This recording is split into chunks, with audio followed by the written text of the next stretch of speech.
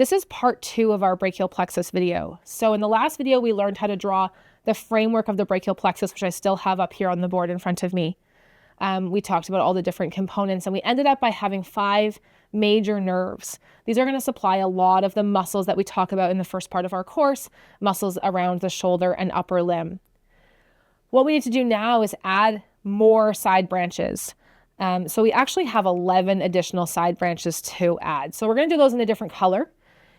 If you can get this skeleton framework drawn on a test, this can be really super helpful to help you answer brachial plexus questions. And if you can add the 11 side branches, even better.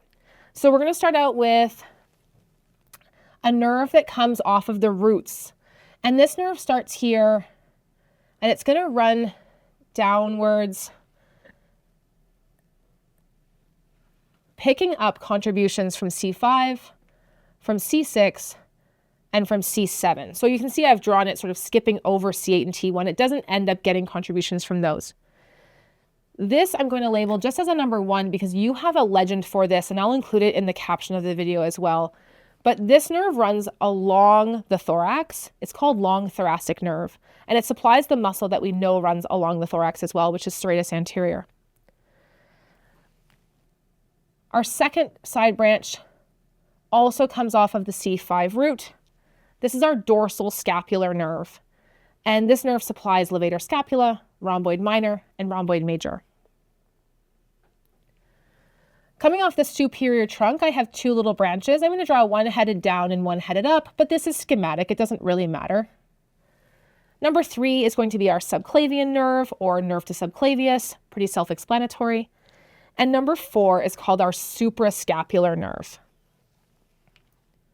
We don't have any side branches that come off the divisions, but we have the rest of them that come off these lateral, or these different cords.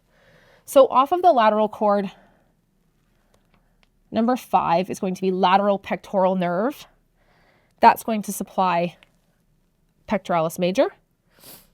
Coming off the posterior cord, we have 3. And I label these 6, 7, and 8. And it's like a little nerve sandwich.